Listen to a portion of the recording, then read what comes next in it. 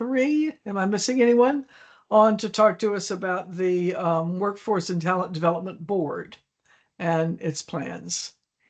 Yeah, that's right. So if you'd like me to begin, Yes, um, please. Thank great. you. Okay, so I'm Sherry Dunn. I'm the vice chair of the Workforce and Talent Development Board, and I'm going to chat very quickly today and then turn it over to Charlie.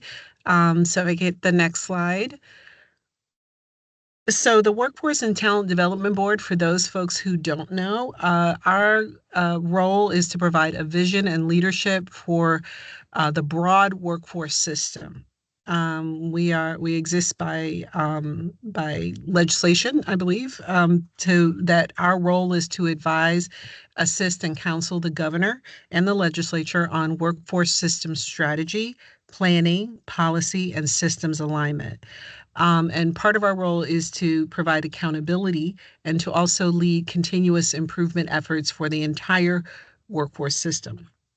So next slide.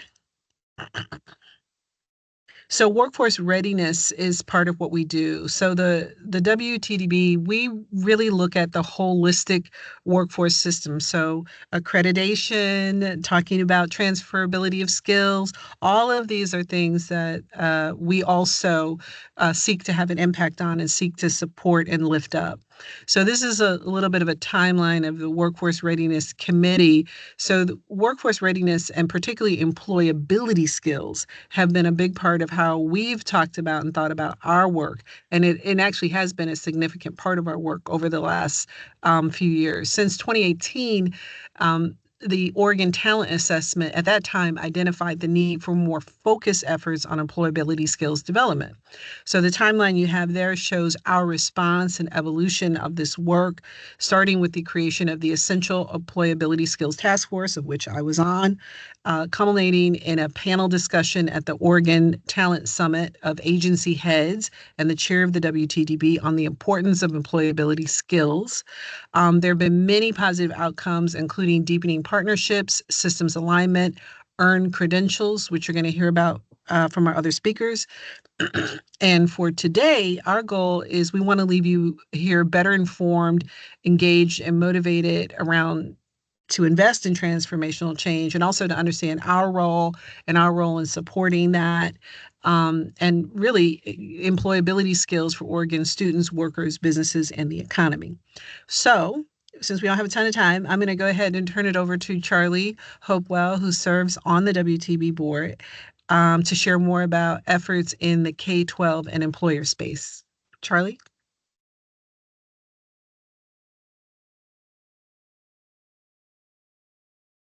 If Charlie's there, he has to come off mute. I always forget that button. Thanks, Sherry. I need a hot mic. Chair Rowe and other members of the commissioners and guests and so forth, thank you for giving us this brief opportunity to kind of give you an update. If I can get the next slide, please. What we essentially have is some information that we're hoping is piquing your interest today, that it also would, rather than answering questions, perhaps would create more questions that could be followed up on and so forth. But in the very brief is from building upon what Sherry has just outlined, the WTDB actually took the bold step of action, which is not necessarily a typical part of the WTDB business, by creating first the Workforce Readiness Committee, and then actually responding to national, regional, state, as well as local surveys from business and industry that continued to say what we really need for workforce success is really baseline foundational skills. And so the goal of the Workforce Readiness Committee was then to build upon some curriculum that had already been started on a path through the through the Willamette Education Service District, as well as AGC here in Oregon, that kind of precedes the 2018 date and so forth. So building upon that, we've been able to create a curriculum that is aligned in language, engagement, approach from literally kindergarten through adult education, that then works to help individuals understand, learn, practice, be assessed, as well as certified for their workplace, for their essential employability skills. So rather than going through those specific skills in the slides that we have today, I'll invite you to go to OregonEmployabilitySkills.org, and that is the website then that you could be able to learn more information, or we can actually provide it for you. Next slide, please. My slides are not really intended to give you, again, a lot of information because of the time constraint that we have, but currently the infrastructure is literally in place and it's been deployed and trained throughout the state of Oregon. But a key element of this is it's been done largely through grant funding, and that grant funding is literally running out in the next couple of days. So what we've done is when we're looking at a return on investment, we've made the investment. We all have made that investment in creating a dynamic curriculum that actually can be deployed through, again, kindergarten all the way through adult education. And Jenny Newby is going to talk a little bit more about this at the community college level as well. But what we are working very, very hard on is the business connections. We're trying to find ways to creatively work with the agencies in the state of Oregon, Business Oregon. We're working with them. We just had a meeting the other day with all the regional directors and development officers, as well as the employment department, is integrating this curriculum into the Oregon Employment Department for clients seeking new jobs and opportunities. Next slide, please.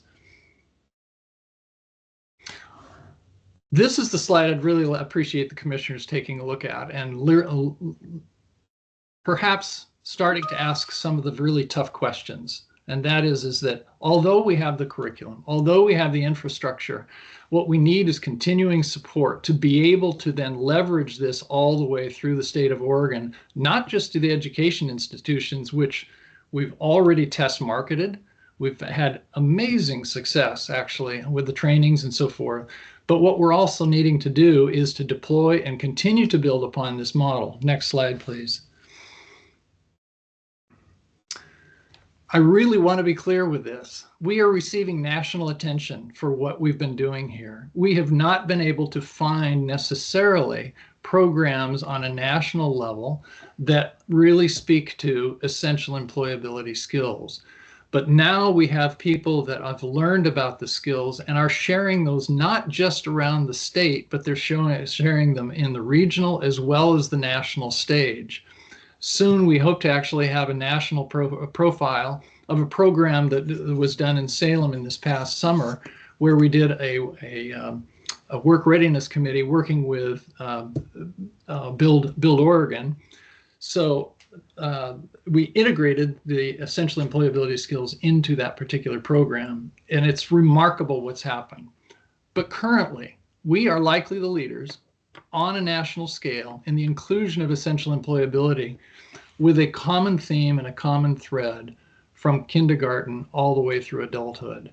So my appeal to the commission today is to please ask more questions, seek more information, and be ready, because we're going to continue to actually pull this out on a stage that hopefully will be garnering your attentions soon. So I'm going to turn it over to Jenny Newby, who's going to really talk about the credentialing part of the process. Jenny.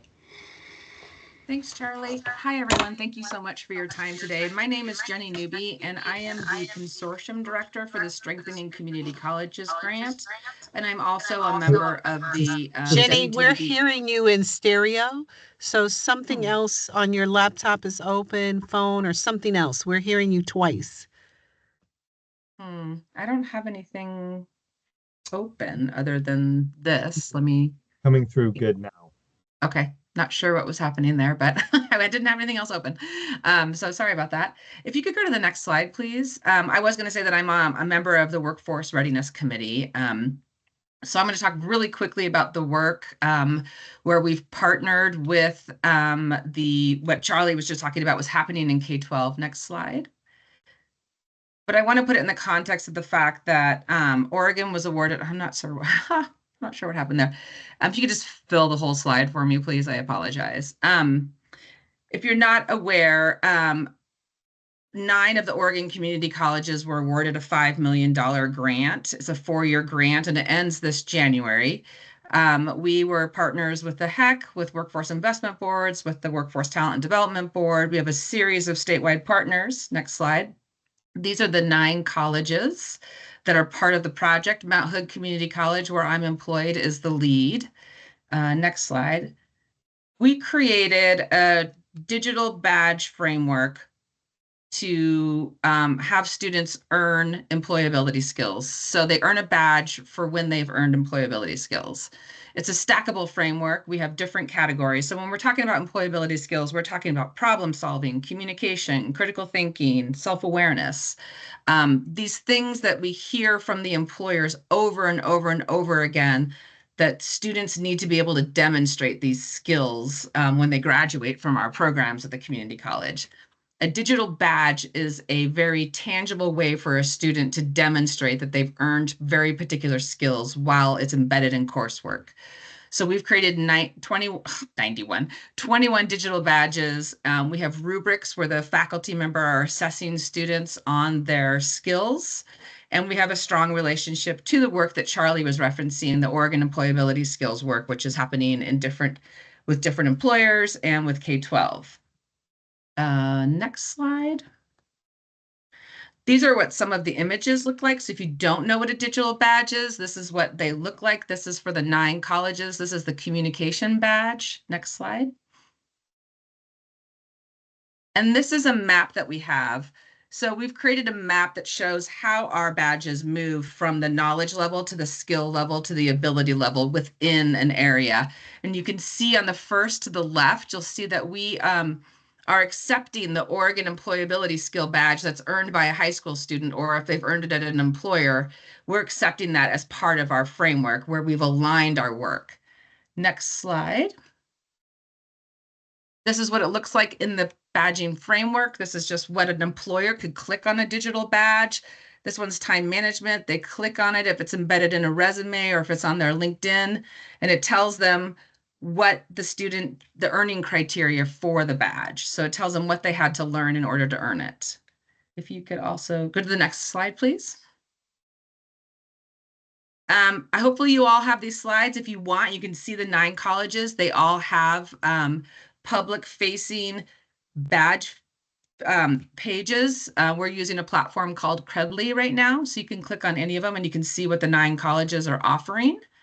And then if you go to the next slide, please.